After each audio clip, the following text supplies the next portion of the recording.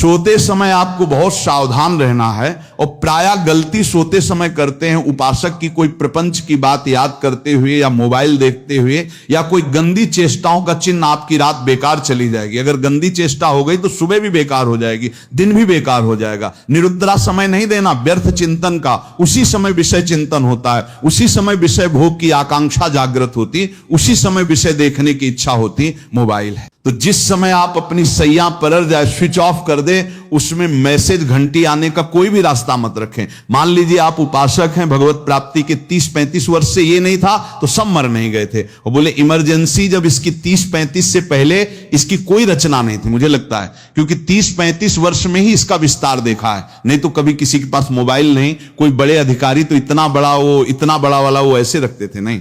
तो मोबाइल तो हमें लगता है 30-35 वर्ष, तो फिर इमरजेंसी कैसे चलती थी इमरजेंसी?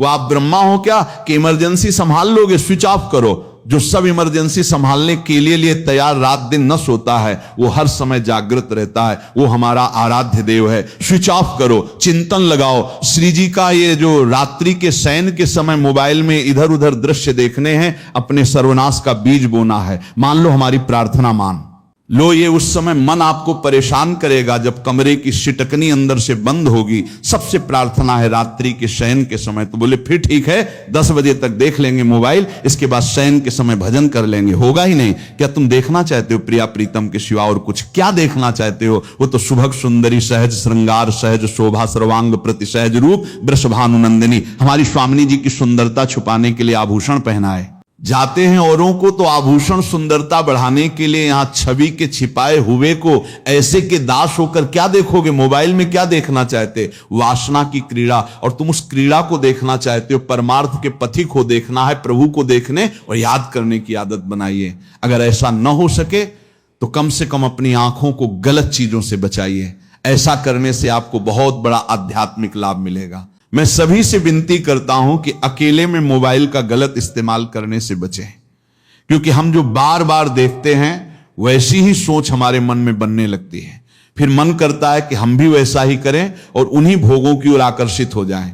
हमारे शास्त्र भी कहते हैं कि पशु पक्षियों के मिलन जैसे दृश्य भी नहीं देखने चाहिए। यदि गलती से कभी ऐसा दृश्य दिख जाए तो मन ही मन भगवान को प्रणाम करें और दोबारा उसकी ओर न देखें।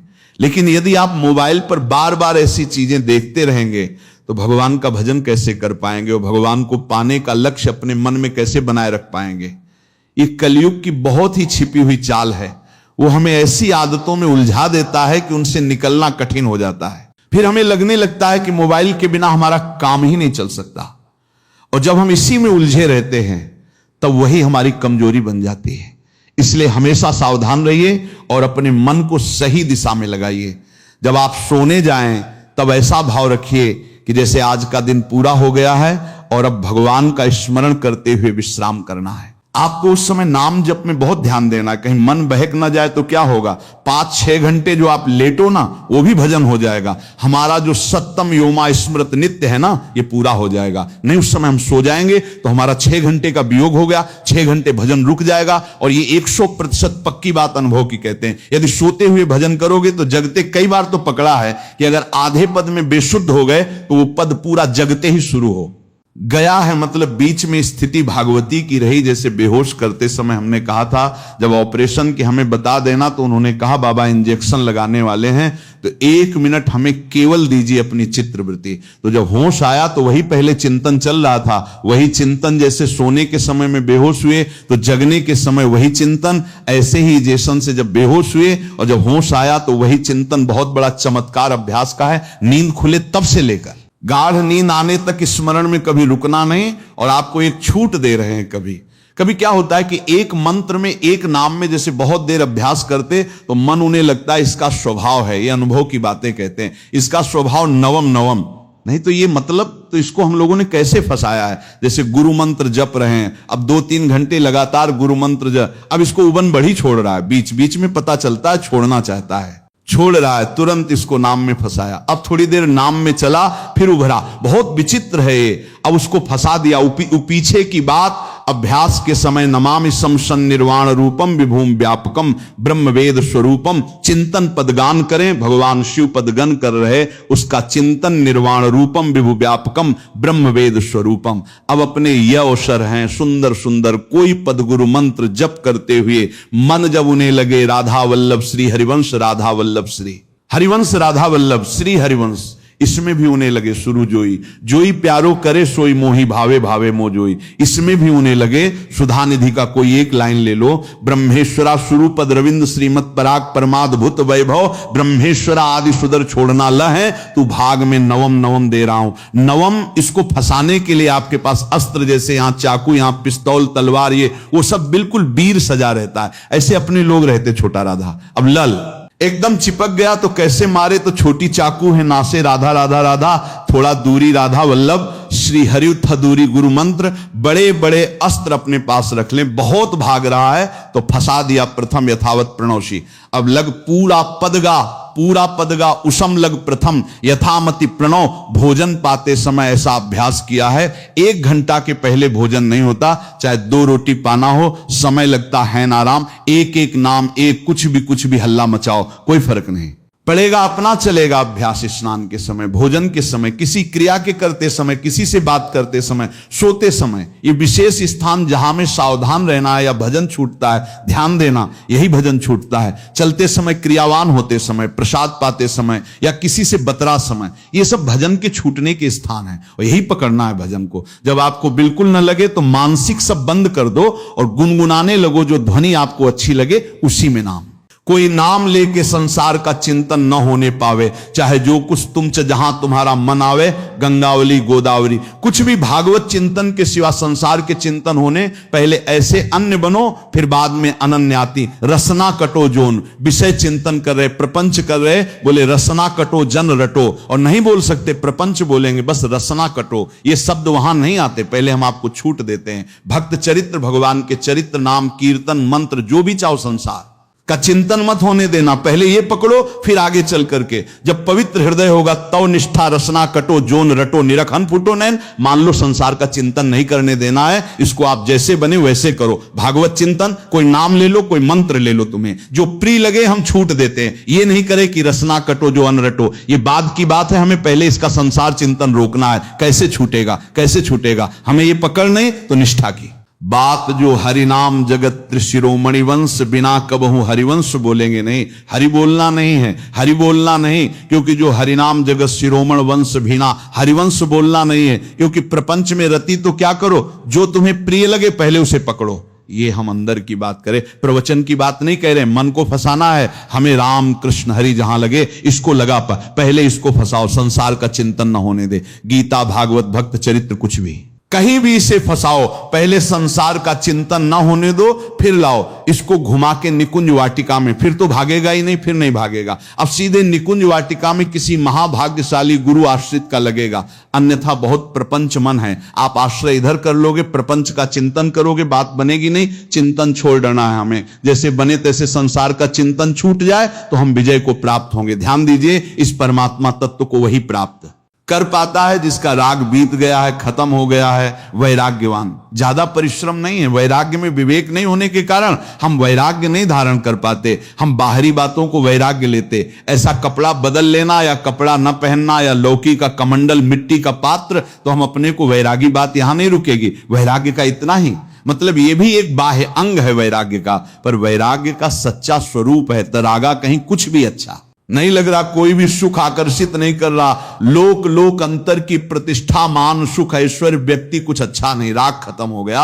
ऐसा उस अक्षर ब्रह्म को, अविनाशी तत्व को जान पाता है। जगते भयो फिरे बैरागी जय सत हरिवंश, प्रपंच वंश सब ये काल बयाल को खायो।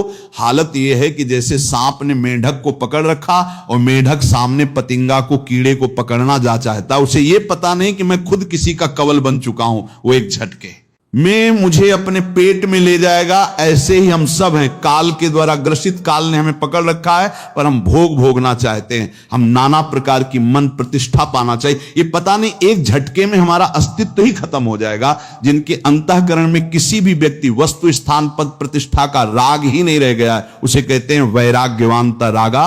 राग ही नहीं है, जिनका अंतःकरण निष्पाप निर्मल हो चुका है, जिनके हृदय में केवल भगवत प्राप्ति की उत्कट लालसा जागृत हो गई है, ऐसा साधन संपन्न उपासक परमात्मा तत्व में प्रवेश पाता है।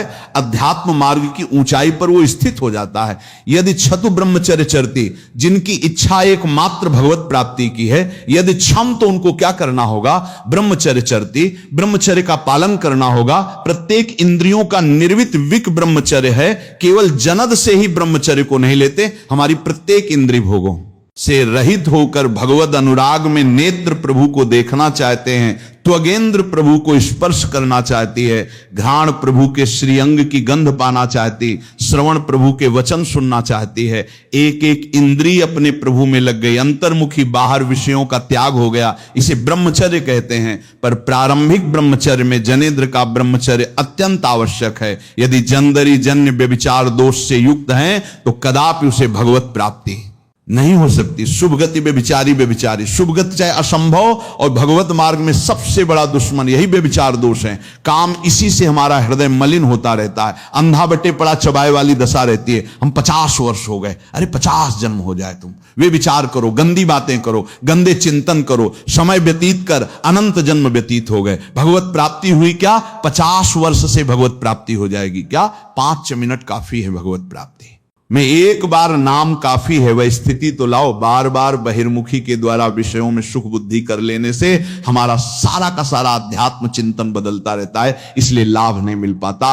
एक रस चिंतन नहीं रह पाता। बार बार विक्षेप विषय करते रहते हो, हम सहते रहते हैं और भोगते रहते हैं। एक बार तो हिम्मत करके उठो, अब लो निशानी, अब नान सही हो। एक बार तो दृढ़ बनो। बस मन के अनुकूल चलने की बात को तुम्हें रोकना होगा, तभी तुम्हारे अंदर यदि क्षम, तो ऐसी इच्छा जागृत होगी। पक्का पक्का ऐसा ही है। जब हम किसी विषय के वेग को सहते हैं, विषय नहीं भोगते हैं, तो मन बहुत जलाता है। उस जलन में फिर एक ही बात होती है, बस भगवत प्राप्ति हो जाए, झट खत्म हो जाए। कब तक हम इसमें चलेंगे? एक बार भगवत, वो जलन हमको भगवत प्राप्ति की इच्छा प्रकट करती है। अपने लोग क्या करते हैं? जलन को मिटाने की कोशिश करने लगते हैं। तो भगवत प्राप्ति की इच्छा क्या? भोग प्राप्ति की तृष्णा जागृत हो जाती है। भोगे हुए भोगों को बार बार भोगने की इच्छा का नाम तृष्णा है। बाहर और भीतर से कोई सहयोगी नहीं जल रहा है उपासक, तब रास्ता निकलता है भगवत प्राप्ति का, तब इच्छा प्रकट होती है। अब नहीं बहुत जल लिया, अब तो केवल प्रियाजू के समीप जाना है, अब तो प्रभु के सानिध्य में रहना है। नहीं, इन भोगों की जलन में जलना है, पर यहां तक पहुंचने के लिए जलना होगा। तभी लिखा, सहत सहत बाह भगति तास भारत, क्योंकि आग मां पायन अनित्यास नाशवान, काम क्रोध आदि तुम्हें प्रेरित करेंगे। तुम इनके वेगों को सह जाओ। ये स्थायी नहीं है, आमापाइन है, आने जाने वाले हैं, और ये सहन करने से नष्ट होते हैं, भोगने से बढ़ते हैं। यदि क्षम, तो अगर भगवत प्राप्ति की इच्छा है तो ब्रह्मचर्य, ब्रह्मचर्य का पालन करना ही होगा। इसमें कोई गुंजाइश नहीं, क्योंकि आप चल ही नहीं सकते। ध्यान से सुन लो, ये मनोरंजन का मार्ग नहीं है। इसमें मन ही मार तनहार के वृंदावन में गाज, इसमें मन मारना होगा। प्राय ये मन को दुलार करने वाले लोग कभी भाग्य से ससमय भी आ जाते हैं, कभी श्री विग्रह के दर्शन करने भी मंदिर पहुंच जाते हैं, कभी तीर्थ आटन भी करते, पर इनका कोई लक्ष्य नहीं होता। आप सुन लिया, सत्संग बढ़िया है, लक्ष्य नहीं होता। यहां लक्ष्य वालों की बात हो रही। यदि तुम्हारी ऐसी इच्छा जागृत हो रही किसी जन्म में भगवत प्राप्ति करनी, तो ब्रह्मचर्य चरती। आप सच्ची मानिए, जिसके निकालने में तुमको सुख की अनुभूति हो रही, उसको रोकने में कितनी सुख की अनुभूति होगी। उन्मत्त हो जाओगे बहुत जल्दी, आपके सारे के सारे कर्म भगवता का होने लगेंगे। यदि आप ब्रह्मचर्य का पालन करेंगे, शरीर स्वस्थ, हल्का मन, प्रसन्न, नींद आदि पर विजय। कितने गुण ही गुण और ब्रह्महीन, आलस्य, प्रमाद, भोगों का चिंतन, मन का डिप्रेशन में पहुंचना, कमर में दर्द, टांगों में दर्द, सर में दर्द, घबराहट होना बिना किसी कारण के, मन भयभीत हो रहा है, भोजन अपच हो रहा है, बिना किसी प्रक्रिया के वीर नाश हो रहा है, बिना किसी प्रक्रिया के कहें को मृत्यु स्वयं स्वीकार कर रहे हो। ये मृत्यु है, चाहे भगवान दत्तराते जी बोल रहे, भगवान कपिल देव जी बोल रहे हो। जब उपासक को संबोधन करते हैं भगवत प्राप्ति के लिए, तो कहते हैं कि इस भोग वृत्ति को साक्षात मृत्यु रूप देखो। ये मृत्यु है तुम्हारी। जब शरीर राग त्यागना है, तो तुम शरीर से भोग भोगोगे तो आसक्ति शरीर, की पुष्ट होगी, आसक्ति भोग सु की पुष्ट होगी। है नहीं, कितने दिन शरीर रहेगा, कितने दिन भोग रहेंगे। विचारवान बनो ब्रह्मचर्य चरती, ब्रह्मचर्य का पालन करो। उपासक जो ब्रह्मचारी होता है उसका खिला हुआ चेहरा रहता है, जैसे कमल खिला हुआ, बिना किसी कारण के उसकी मुख मुद्रा में प्रसन्नता होती है। जो ब्रह्मचर्यहीन होता है, हुआ चेहरा होता है, तेजहीन, बिना किसी कारण के वो शोकग्रस्त लगता है, बैठा है, आपको लग रहा शांत है, लेकिन आप चेहरे को देखो वह एक शोकग्रस्त है, कुमला हुआ चेहरा, अशांत चेहरा, मुख प्रसन्न तन तेज विराजा। यह है ब्रह्मचर्य चरती भगवत आराधन संपन्न उपासक का। जैसे आग में पैर रखते हुए कोई चले तो कैसे चलेगा, ऐसे ही ब्रह्मचारी की पहचान है। इतनी स्फूर्ति उसके अंदर होती, जैसे आग में चलने वाला पूरा पैर नहीं रख पाएगा, अगला कदम रख देगा क्योंकि ताप लग रहा है, ऐसे उसकी स्फूर्ति होती। पैरों में उसकी आंखें एकाग्र रहती हैं, चंचलता इधर उधर, या बार बार झपक, ये विषय पुरुष का लक्षण है। बार बार इधर उधर देखना, बिना वजह पलकें झपकाना, हर समय चंचल रहना, बैठे बैठे पैर हिलाना या हाथों से कुछ न कुछ करते रहना, ये सब इस बात के संकेत हैं कि मन अभी विषयों की ओर अधिक भाग रहा है। किसी व्यक्ति के व्यवहार से बहुत कुछ समझा जा सकता है कि उसका मन किस दिशा में लगा हुआ है। यदि आपको भगवान के मार्ग पर चलने का अवसर मिला है और आप गृहस्थ हैं, आपकी संतान भी हो चुकी है, तो अब संयमित जीवन जीने का प्रयास कीजिए। बिना आवश्यकता अपनी शक्ति को व्यर्थ नष्ट करना ठीक नहीं है। जिस जीवन शक्ति से संतान का जन्म होता है उसे व्यर्थ गंवाना अपने ही नुकसान का कारण बनता है। इसलिए अपनी ऊर्जा का सम्मान करें और उसका सही उपयोग करें। जो व्यक्ति बार बार अपनी शक्ति को व्यर्थ खोता है उसके लिए मन को स्थिर करना और भजन में लगना कठिन हो जाता है। फिर वो आध्यात्मिक मार्ग पर आगे कैसे बढ़ पाएगा। इसलिए जागरूक बनिए और अपने जीवन को सही दिशा दीजिए। जब तक मन में भगवान को पाने की सच्ची इच्छा नहीं होगी तब तक उस मार्ग पर आगे बढ़ना आसान नहीं होगा। और ये इच्छा तभी मजबूत होगी जब हम अपनी गलत आदतों को छोड़ने का प्रयास करेंगे। यदि हम हर समय इंद्रियों और मन की इच्छाओं को ही पूरा करते रहेंगे तो भगवान की प्राप्ति का लक्ष्य दूर होता जाएगा। इसलिए अपने आचरण को अच्छा बनाइए। यदि लक्ष्य ऊंचा है तो जीवन भी उसी के अनुसार बनाना होगा। अब समय है कि सावधान होकर अपने जीवन को सही मार्ग पर चलाया जाए।